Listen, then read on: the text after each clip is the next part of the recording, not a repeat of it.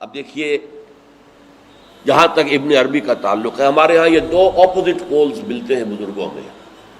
ایک انتہا پر ابن تیمیہ ہے رحمۃ اللہ علیہ، جن کے بارے میں نے آپ کو بتایا کہ انہوں نے اس طرح سمجھا ہے، اس طرح اترتا ہے اللہ جیسے میں یہ ممبر سے اتر رہا ہوں، یہ زیادتی ہے. لیکن بہرحال ایک فکر ہے، ایک سوچ ہے. قرآن اور حدیث کے بہت بڑے عالم تھے، بہت بڑے عالم، بہت بڑے عالم. دوسری انتہا پر ابن عربی ہیں جن کا فلسفہ میں نے آپ کو بتایا. تمام صوفیاء ابن عربی کو شیخ اکبر کہتے ہیں، الشیخ الاکبر، اور صرف الشیخ کہیں گے، دی شیخ، تو اس سے مراد ابن عربی ہوگا. اور ابن تیمیہ انہیں کہتے ہیں زندیق، ملحد. یہ دو انتہائیں ہیں. ہمارے ہاں جو عام طور پر اہل حدیث حضرات ہیں وہ ابن تیمیہ کے فالوورز ہیں ان عقائد میں. ان کے ہاں تصور کیا ہے؟ اللہ تعالی ہر جگہ اگر ہے تو صفاتی اعتبار سے، ذاتی اعتبار سے نہیں. وہ تو اپنی جگہ عرش پر ہے، ساتویں آسمان کے اوپر عرش ہے، عرش کے اوپر کرسی ہے، کرسی پر وہ ہے.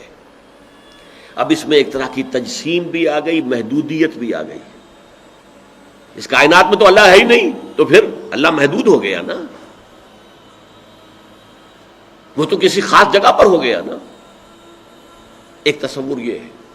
اور عام آدمی یہ بھی سمجھے تو ٹھیک ہے، اسے یہ معلوم رہے کہ اللہ ہی رازق ہے، اللہ ہی خالق ہے، اللہ ہی مصیبت سے نجات دلانے والا ہے، اللہ ہی مشکل کشا ہے، اللہ ہی حاجت روا ہے، اللہ ہی، یہ بس اسے معلوم ہو، توحید مکمل ہو گئی.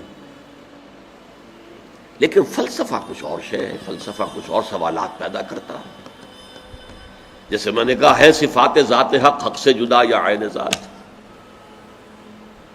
اب یہ فلسفہ ہے. صفات باری تعالی اگر قدیم ہے صفات تو یہ غصہ، یہ تو قدیم نہیں ہو سکتا. غصہ تو کسی کام پر آیا، خوشی تو کسی کام پر ہوئی، یہ قدیم کیسے ہوگا؟ تو عین یا غیر، لا عین ولا غیر. اور جس کو میں تعبیر کرتا ہوں کہ من وجہ عین ذات ومن وجہ آخر غیر ذات. اب اس سلسلے میں علامہ اقبال نے جو بات کہی ہے، جو پروفیسر یوسف سلیم چشتی مرحوم نے مجھے بتایا تھا کہ انتقال سے صرف 3 ماہ قبل یہ اشعار کہے. وحدت الوجود کے، پینتھیزم کے، دونوں کے شدید مخالف تھے علامہ اقبال شروع میں. اسی لیے وہ حافظ کو بھی بہت بڑا گمراہ کن شاعر سمجھتے تھے، اس لیے کہ وحدت الوجود کے عامیانہ انداز میں جو ہے وہ شاعری میں جب اس کو آ گیا ہے تو عوام کے زبان پر جب چڑھا ہے تو وہ اس کے ڈانڈے پینتھیزم سے مل گئے، عوام کے اندر اس کا تصور یہ ہو گیا.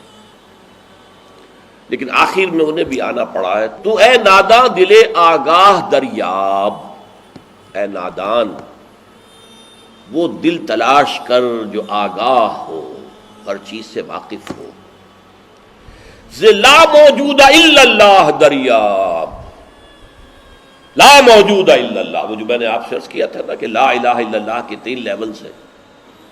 لا معبود الا اللہ، لا مطاع الا اللہ، لا حاکم الا اللہ، ان الحکم الا للہ، لا رازق الا اللہ، لا خالق الا اللہ. اور دوسرا لیول لا مطلوب الا اللہ، لا مقصود الا اللہ، لا محبوب الا اللہ. اور تیسرا لیول لا موجود الا اللہ. ہمارے ٹاپ کے فلسفی اور صوفیاء اس لا موجودہ الا اللہ پر پہنچے. اور 12ویں صدی کے مجدد اعظم شاہ ولی اللہ دہلوی رحمۃ اللہ علیہ، انہوں نے اس میں قول فیصل کہا کہ محی الدین ابن عربی کی وحدت الوجود اور شیخ احمد سرہندی کی وحدت الشہود میں باریک سا فرق ہے تعبیر کا، ورنہ وہ ایک ہی ہے. اور اس کو انہوں نے عنوان دیا توحید وجودی. ہندوستان میں ہمارے بڑے ٹاپ کے شاعروں میں سے تھے عبد القادر بید الفارسی کے. اس وقت تک ابھی اردو کا وجود ہی نہیں تھا، اردو تھی نہیں ہندوستان میں اس وقت. تو شیخ عبد القادر بیدل جو ہیں وہ وحدت الوجود کے بہت بڑے قائد تھے. اور ان کی عظمت کا عالم یہ ہے کہ غالب کہتا ہے طرز بے دل میں ریختہ لکھنا اسد اللہ خان قیامت ہے، کہ بے دل کے انداز میں اردو میں شاعری کرتا، ان تو فارسی میں کی، اردو کو ریختہ کہتے تھے پہلے، یہ نئی زبان جو بنی تھی ریختہ، طرز بے دل میں ریختہ لکھنا اسد اللہ خان قیامت ہے۔ لیکن وہ اسد اللہ خان بھی یہ کہتے ہیں جارو بلا بیار کہ این شرک فی الوجود با گرد فرش سینہ با ایواں برابر است۔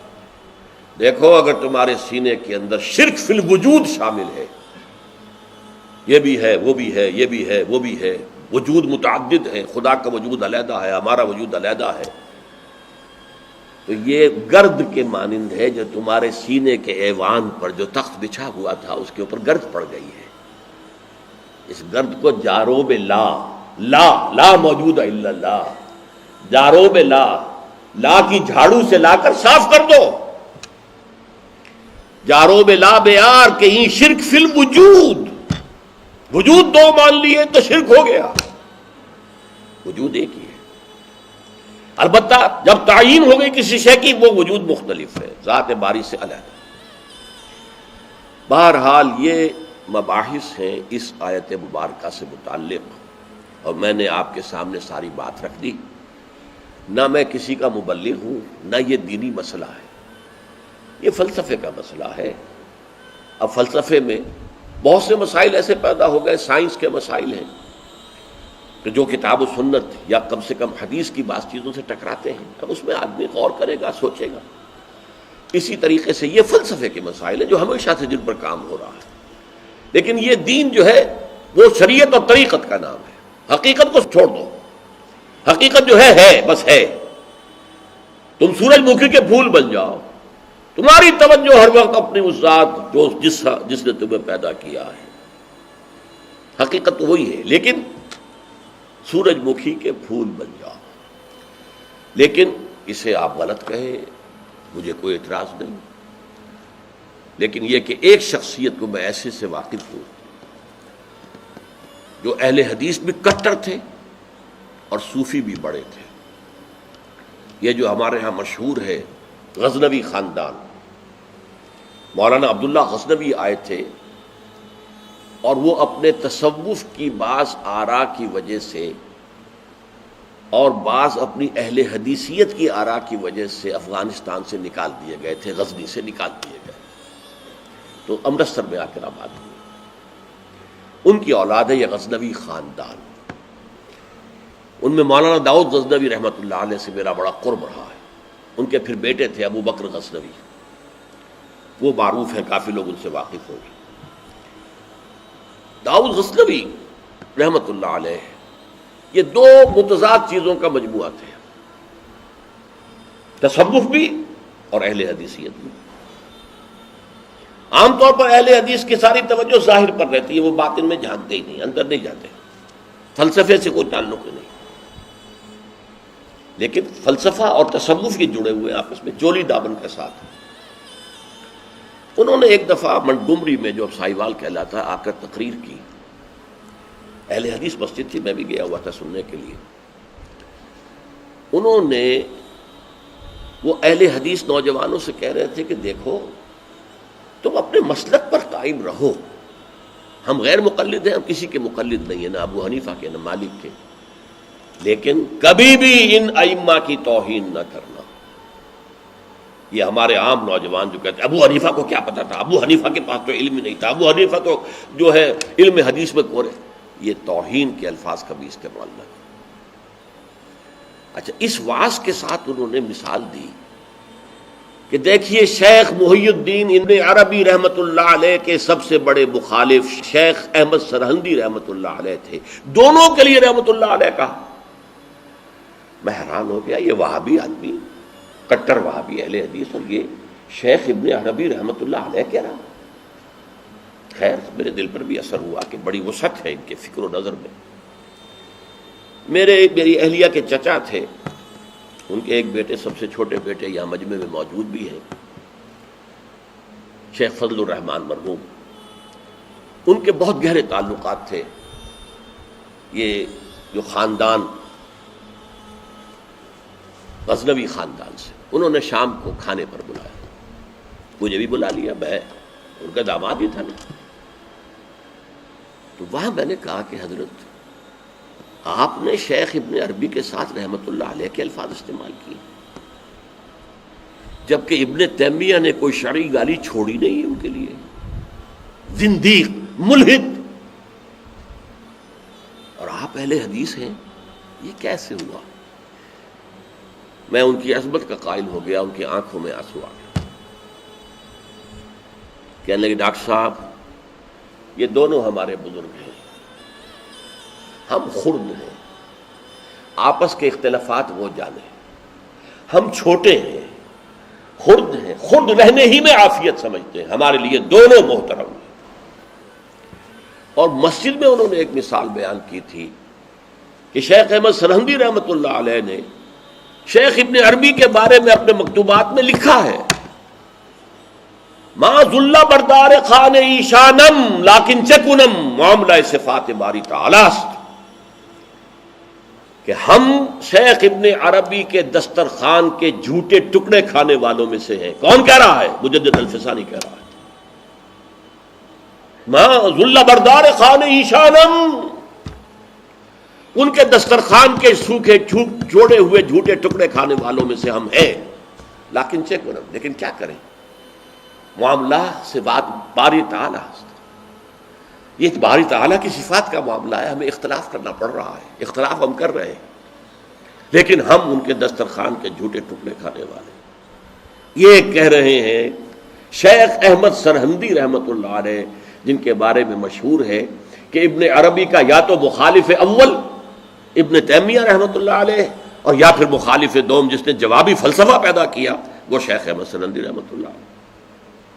تو یہ ہے کہ ان چیزوں کے بارے میں اپنے سینوں کو وسعت دیجیے. آپ ابن عربی کی بات کو چھوڑ دیجیے، پھینک دیجیے، لیکن توہین نہ کیجیے، اس کو خام خواہ کفر سے تعبیر نہ کیجیے. یہ چیزیں جو ہیں، اور پھر ہمارے سارے صوفیہ جو اس کے قائل ہیں، پھر ان سے بدزنی ہو گئی. میں صرف اس لیے کہ وہ بدزنی اور دلی نفرت کا معاملہ ختم ہو جائے میں یہ ساری بحث اس لیے کیا کرتا ہوں، ورنہ میرے عام دروس میں ان مسائل پر گفتگو نہیں ہوتی. بڑے گہرے مسائل ہیں اور ان کا سمجھنا عام لوگوں کے لیے ممکن بھی نہیں ہے، بلکہ عام آدمی کے یہ جس کو کہتے ہیں نا ہوشدار کے رہ بردب تیغست قدم را، ہوشیار رہ جاؤ، یہ تم جو چل رہے ہو یہ تلوار کی دھار کی طرح کا راستہ ہے، کاٹ کے رکھ دے گا تمہیں. جیسے ہم کہتے ہیں پل صراط جو ہے وہ بال سے زیادہ باریک ہوگا اور تلوار کی دھار سے زیادہ تیز ہوگا، جس پر سے گزرنا ہے قیامت میں. یہ کہاوت ہے. هي الحلقات تحفظني بآيات من القرآن، هي الحلقات تملأني بحب المصطفى.